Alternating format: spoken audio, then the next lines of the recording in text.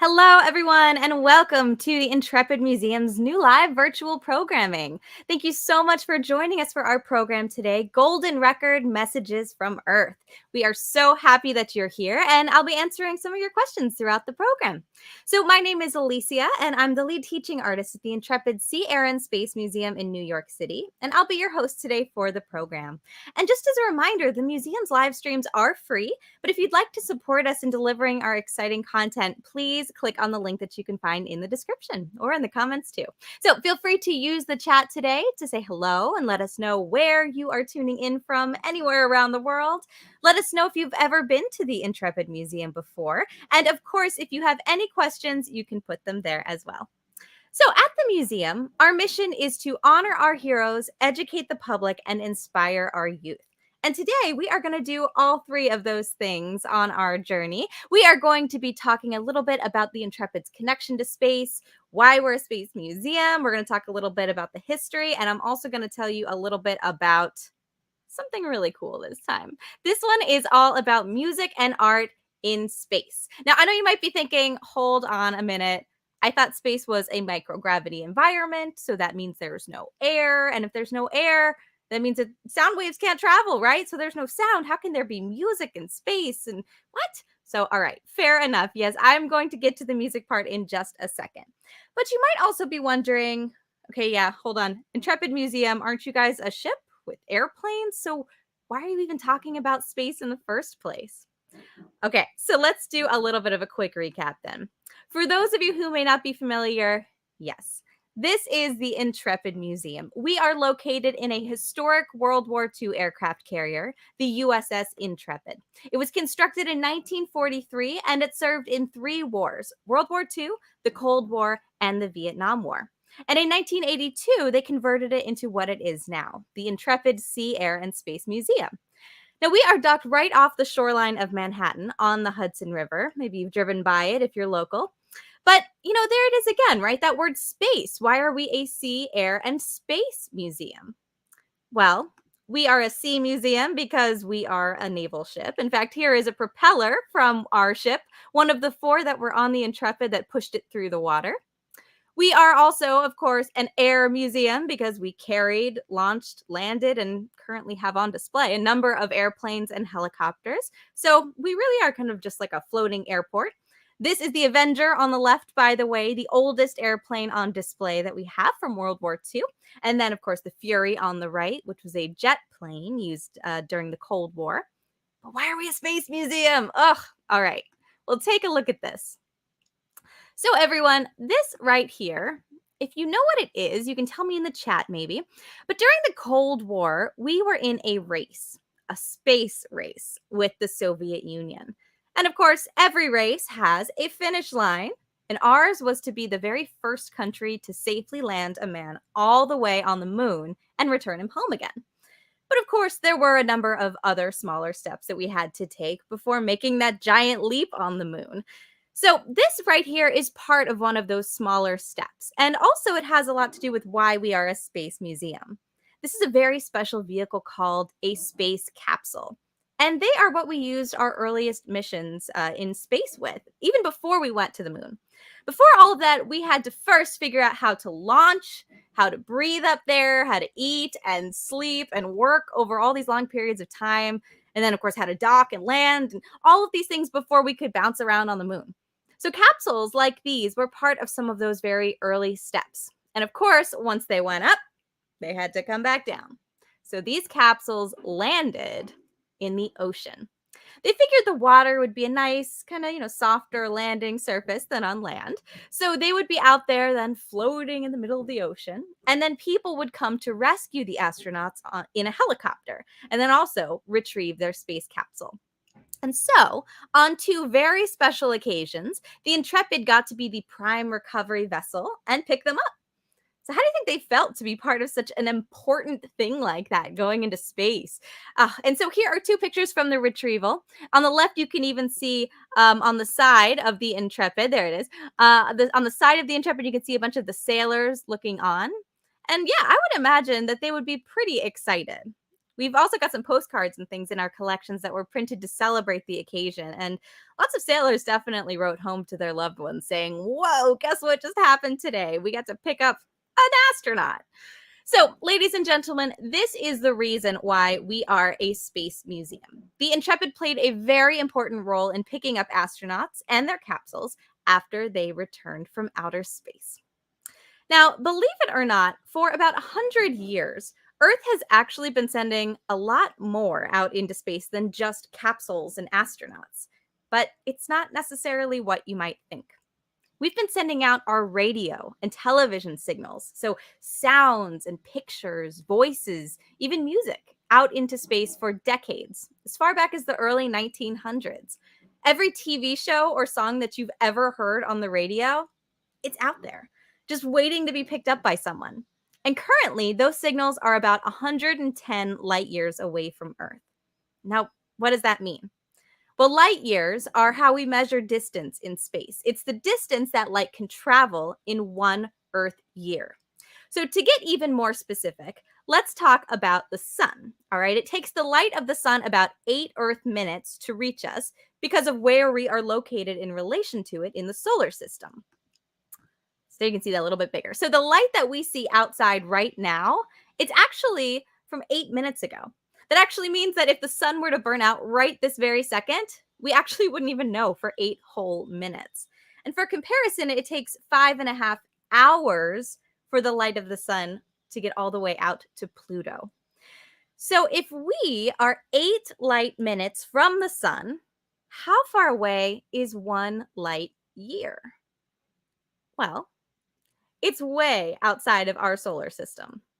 It's about 6 trillion miles away. And from that distance, our sun is just a dot, just like another star in the universe. 1 light year away is much farther than the moon, much, much farther than the edge of our solar system, and much, much, much farther than any human or man made machine has ever traveled into space. And our broadcasts have gone 100 times that. So, what does 100 light years away look like? Well, from 100 light years away, you are way out there in space. You probably wouldn't even see our sun, it would be so far away. But you'd see plenty of other stars. Now, I know it's really hard to imagine just how far our broadcasts have.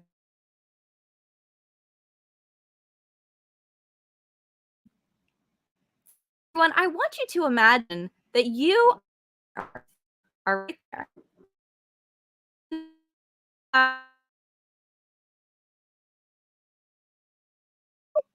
There we go. But that's the inside of our bubble there, that little blue dot.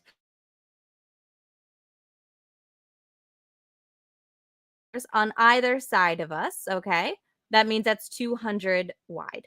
So keep your eye on that blue dot.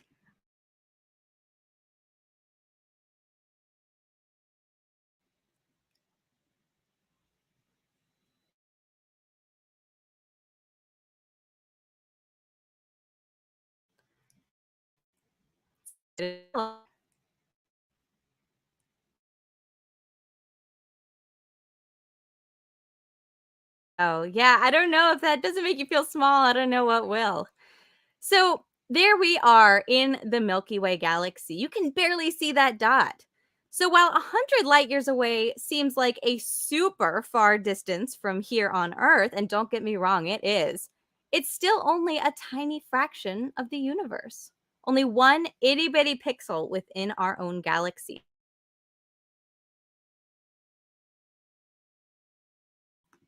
Everyone, let me ask you a question. So, what if there's life out there? What if these TV shows and songs that we're sending out, intelligent life within that bubble or eventually beyond it could tune in and listen to our programming for better or worse? But the signals do thin out the further they go. So we don't know how clear the transmission would be. And again, well, do we really want some alien life forms' first impression of us to be a reality show or even a cartoon with talking cars or something for that matter? Does that really represent who we are here on Earth? So, if we were trying to contact distant life, and if you really want to have your message heard, You probably are going to need to write it down or record it even and send it.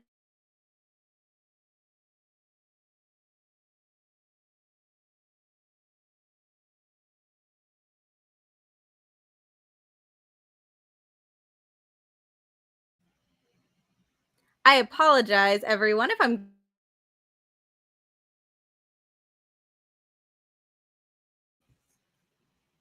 Here we go. Hopefully, maybe this is a little bit better.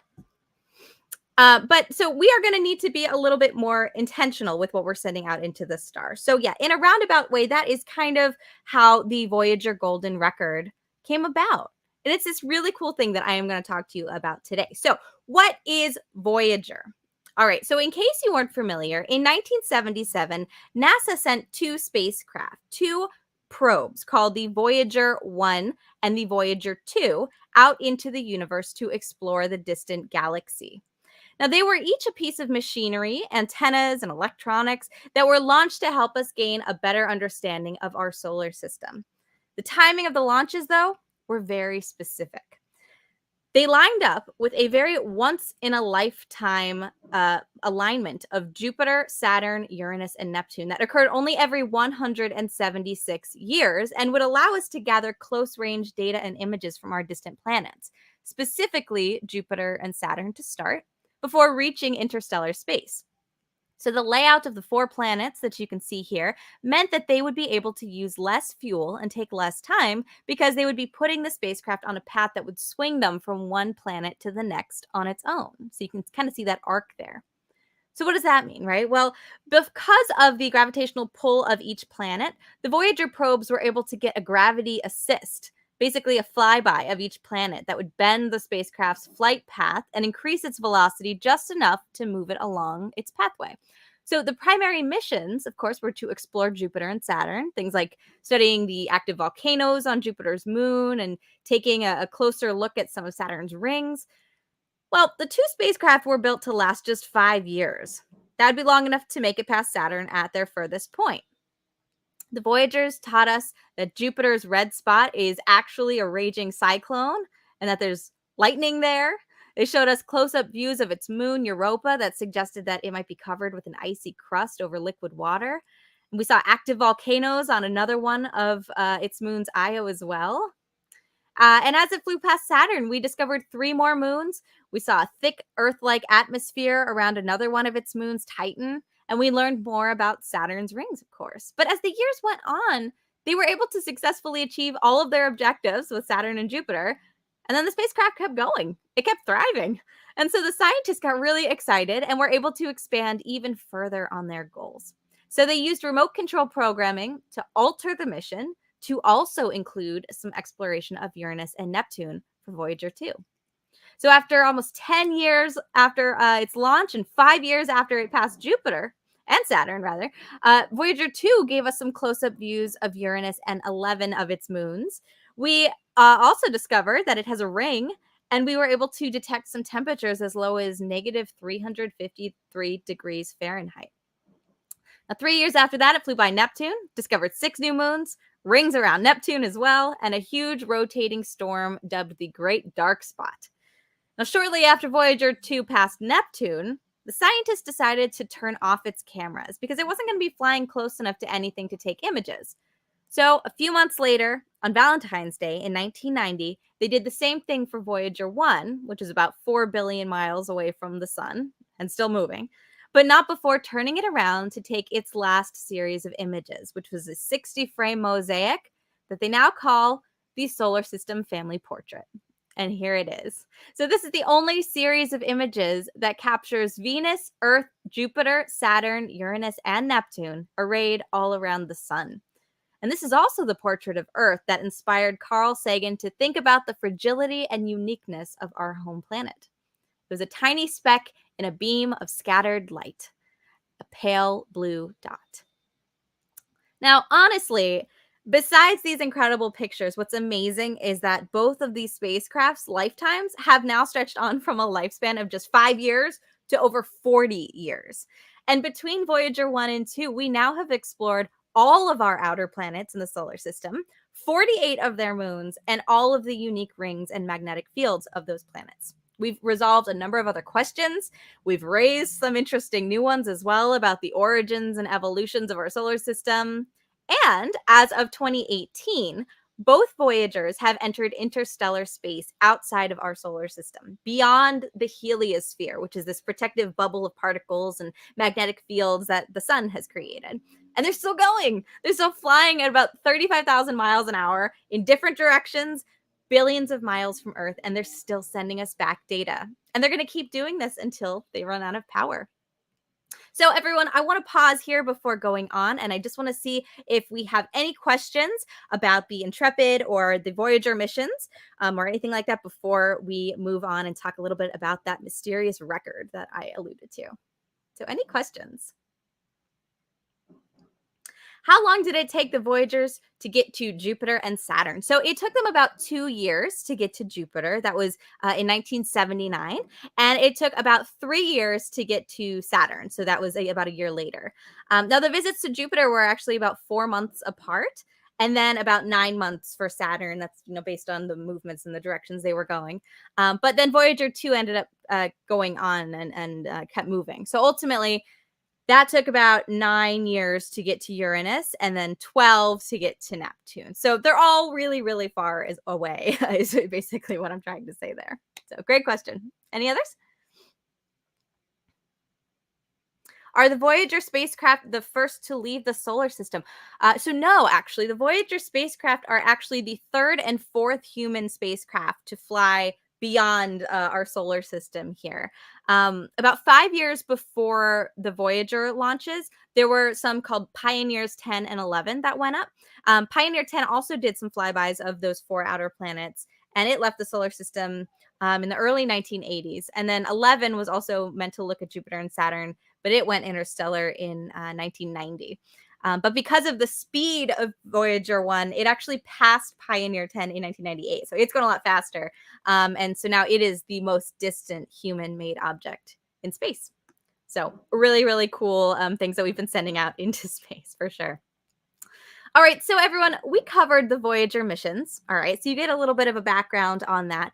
But what about this golden record thing?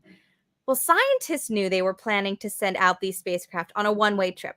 And they realized, okay, it's never coming back. So, we could maybe have some fun with this. Why not also attach a note from Earth? You can kind of think of it like a message in a bottle that they just, chucked out into the universe and the cosmic ocean, just waiting to be picked up and maybe even responded to someday by a distant civilization. So this message, a time capsule really, they recorded on a 12-inch golden record. Now, before I go on, I know I need to backtrack here. Some of you out there might not know what a record is. Oh, I feel so old. So let me explain.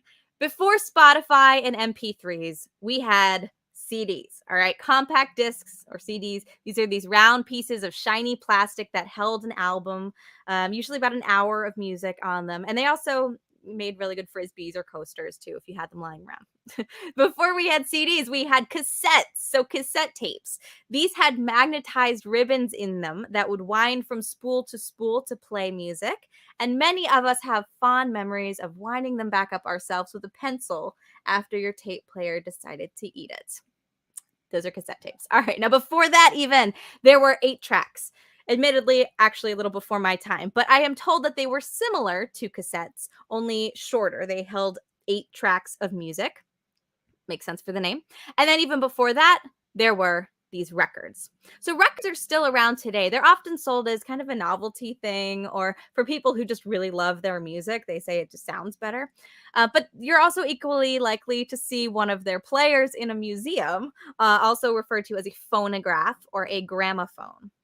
Now, the earliest phonograph was made in 1877 by this guy right here, Thomas Edison. Maybe you've heard of him.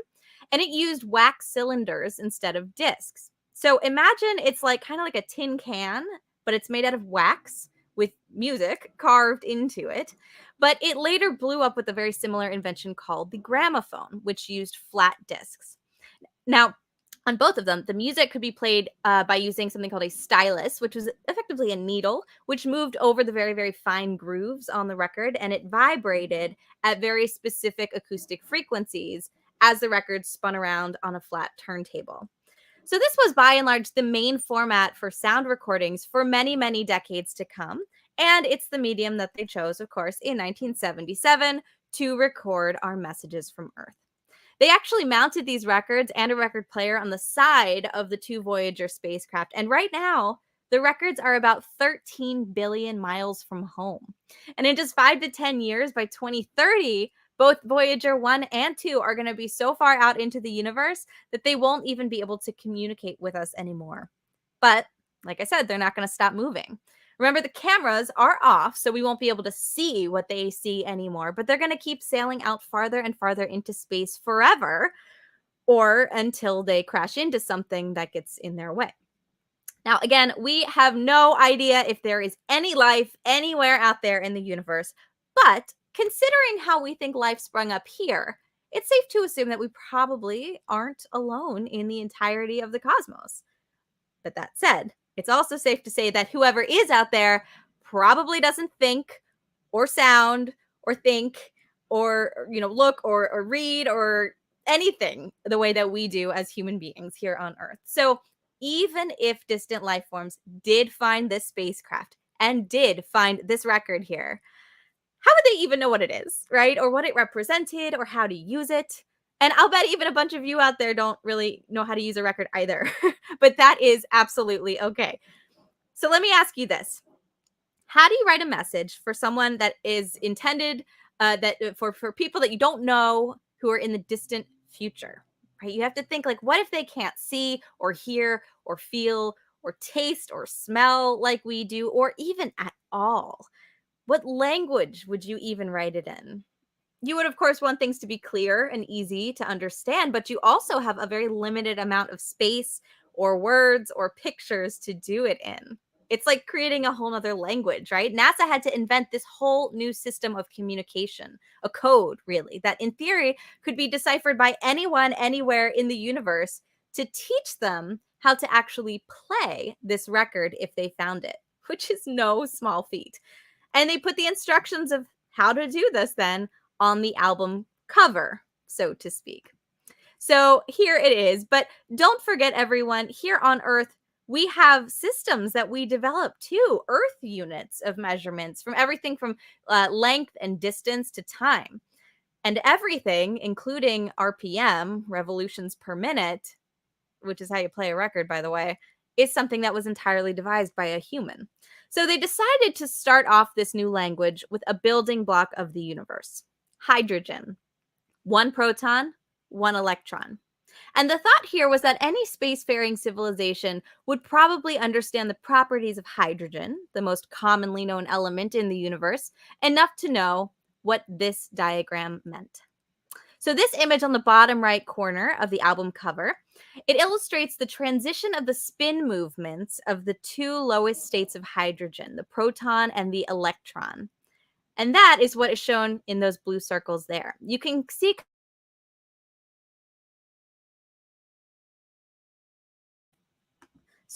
the spin movement of the proton and the electron there.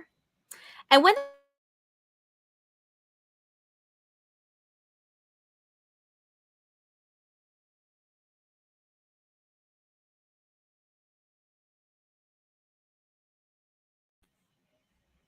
All right.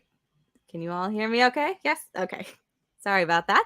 So when that spin rotation happens, like I said, there's a zero point 0.7 nanoseconds period in order for the electromagnetic radiation to be released.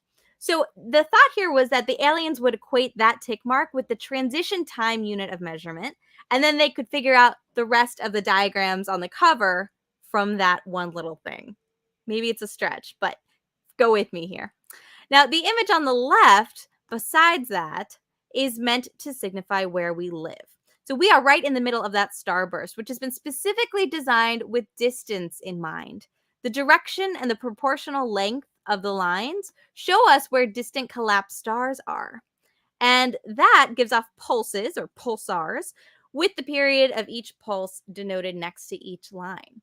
So theoretically, if aliens can make that connection, they could possibly match the periods of time with the correct pulsars in real life, triangulate our position, and come say hello. Simple, right? Now, how does all this relate to sounds and music? Well, remember, this is a record, and there's actually a record player included in the craft with the needle already in place. So the pictures that are on the top left show the proper placement and elevation of the stylus needle on the record, and the markings around it show the speed that you need to turn the record to get it to play correctly. So, translated again, based on the unit of measurement that I described earlier with the hydrogen, the top image shows about 3.6 seconds per rotation. So that's about 16 and 2/3 RPM. And at that speed, you'd begin to hear what's recorded on the record. On the bottom image, that can also translate to the entire playing time of the record. So 3,229 seconds, or about 54 minutes. So, everyone, let's imagine that we are some distant civilization. Let's imagine we have eyes that can perceive this thing and that we are advanced enough to understand what hydrogen is and how it works, and we're able to somehow figure this thing out. What would we hear? Well, what would you put on a record that is meant to represent the whole of human species at this time in moment in space in history? What message would you want to send out there? So, creating this record was an opportunity for humankind to reflect on itself and for us to really think about ourselves as one unified species. Scientists knew that it was very possible that the record may never be played during its billion-year journey, but creating it together reminded everyone of who we are and where we came from. And it's really crazy to think that someday, billions of years from now, that record may be the only remaining evidence of humanity. Really blows your mind. So, the first message that we wanted to send was about peace and working together with the goal of improving the quality of lives of everyone here on the planet Earth. So, the very first sound on the golden record that I'll play for you now is the voice of the United Nations Secretary General Kurt Waldheim. And he says the following. As the Secretary General of the United Nations, an organization of 147 member states who represent almost all of the human inhabitants of the planet Earth, I send greetings on behalf of the people of our planet. We step out of our solar system into the universe seeking only peace and friendship, to teach if we are called upon, to be taught if we are fortunate. We know full well that our planet and all its inhabitants are but a small part of this immense universe that surrounds us, and it is with humility and hope that we take this step. But, of course, English isn't the only language spoken here on Earth. So they also included greetings in 55 different languages, beginning with Akkadian, which was spoken in Mesopotamia about 6,000 years ago, and ending with Wu, a modern Chinese dialect. They thought it was important that Voyager greet the universe as a representative of one Earth community, albeit a complex one with many, many parts. So the story behind the creation of this part of the interstellar message was later described by Carl Sagan, who was in charge of the project. And he said that due to the limited amount of time that they had, many of the speakers were from Cornell University, where he was, as well as the surrounding communities. The speakers weren't given any instructions on what to say other than that it was to be a greeting to possible extraterrestrials and that it must be brief. Kind of open-ended there. So what would you say? Think about that. Here is a random sampling of what some people decided on.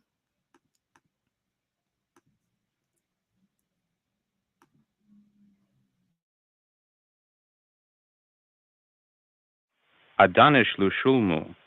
太空朋友，您好，您食饱未？有闲就来阮遮坐哦。 تحياتنا للأصدقاء في النجوم يا ليت يجمعنا الزمان. Namaskar. Bishe Shanti Hok. Hartelijke groeten aan iedereen. Hello from the children of planet Earth.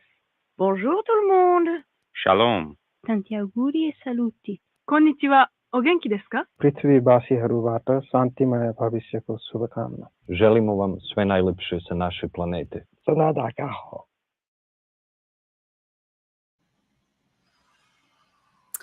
But remember, the sounds of Earth are more than just what we say to one another. Humans are uniquely alive here on Earth, We have no idea if any civilization out there knows what things like oceans or birds or thunder or whales sounds like. And we take for granted things like crickets, laughter, and heartbeats.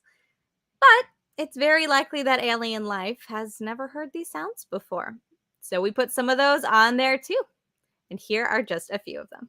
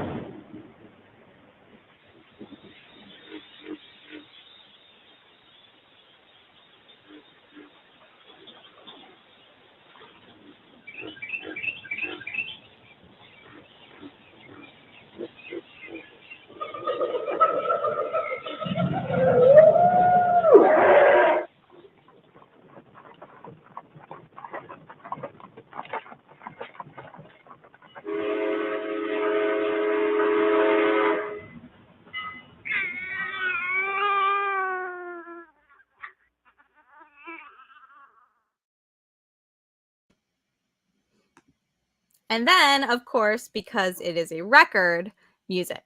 So the scientists provided music samples from around the world, Eastern and Western classics from a variety of eras and cultures.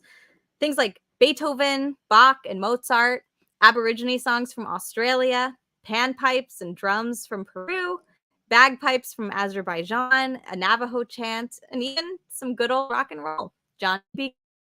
Good.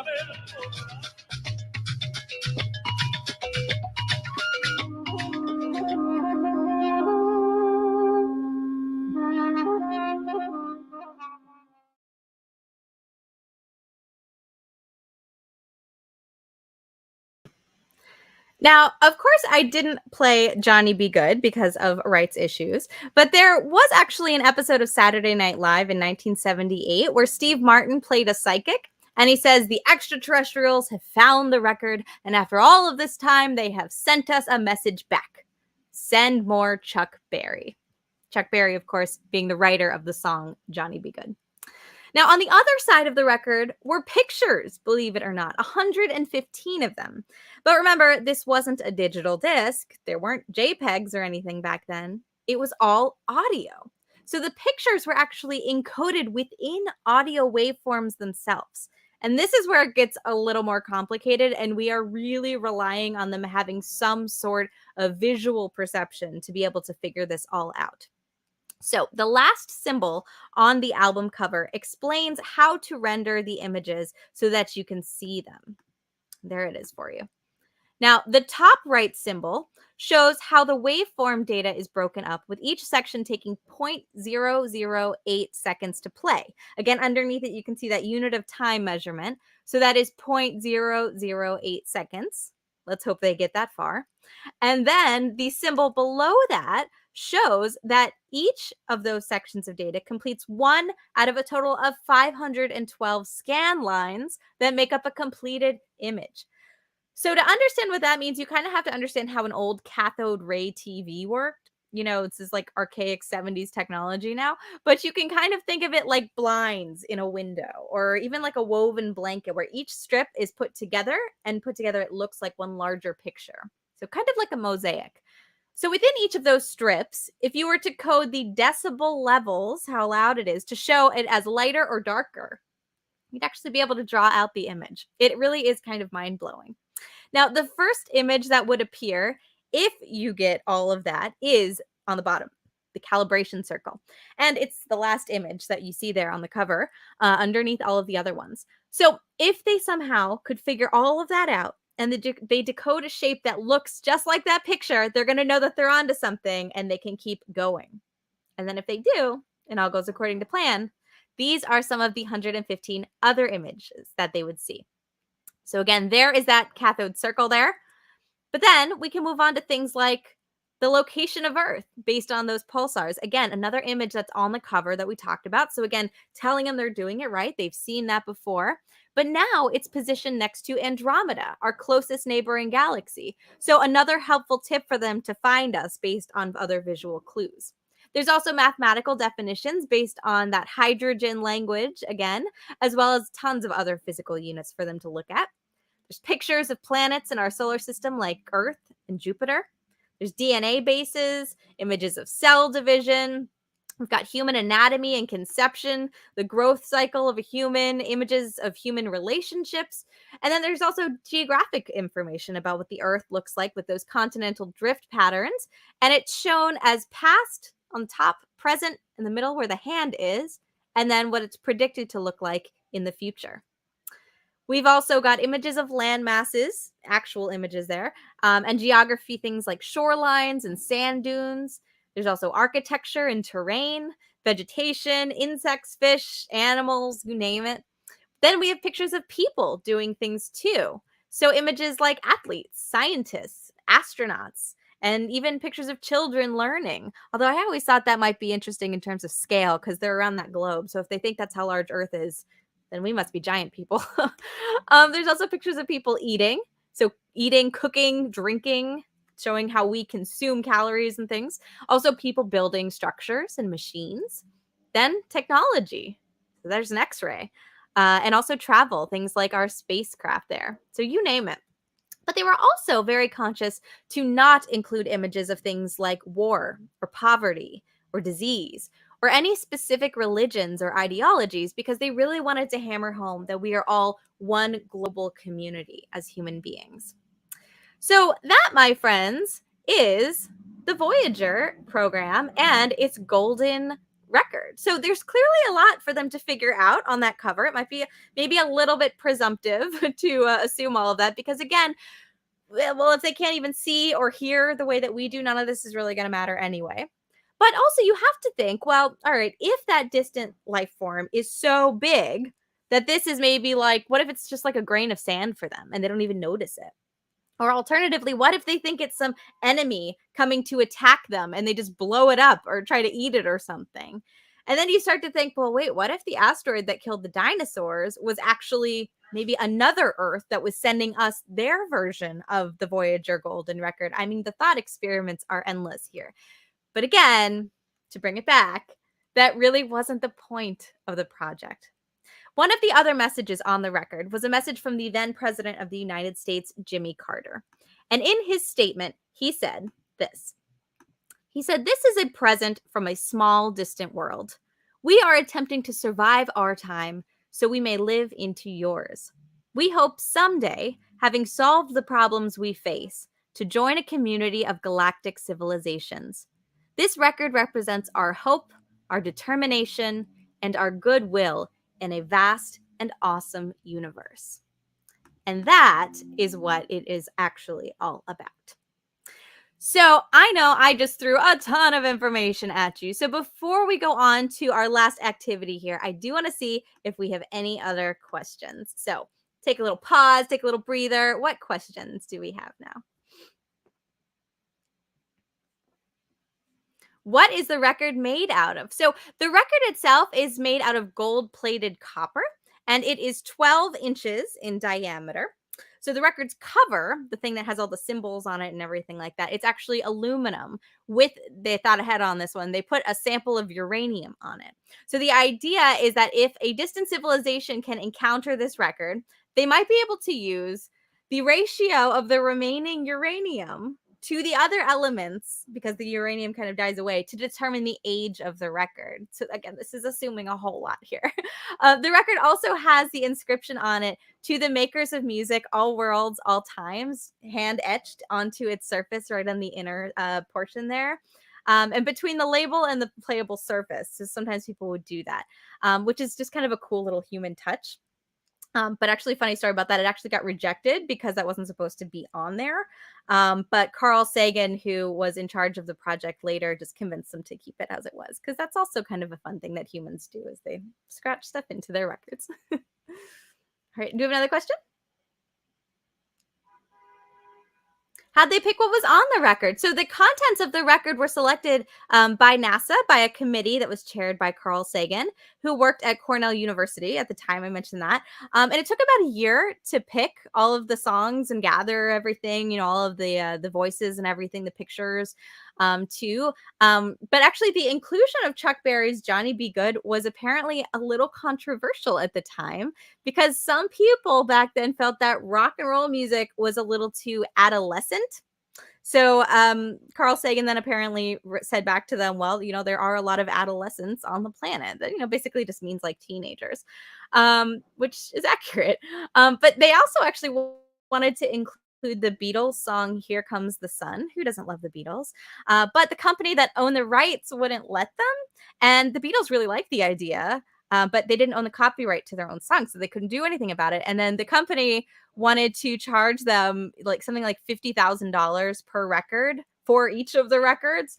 And, meanwhile, the whole Voyager record cost, something like $20,000 to produce in its entirety. This is the 70s. So that's a lot of money now, but that was a lot of money back then. So yeah, clearly it wasn't going to happen. They weren't going to pay that much money. So it never made it on the record. And sadly, that means aliens will never know who the Beatles are.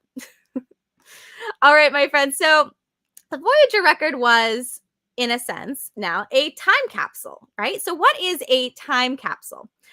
Well, remember earlier we talked about space capsules, right? The spaceships that the Intrepid picked up, basically a container for an astronaut or two or three that gets launched up into space.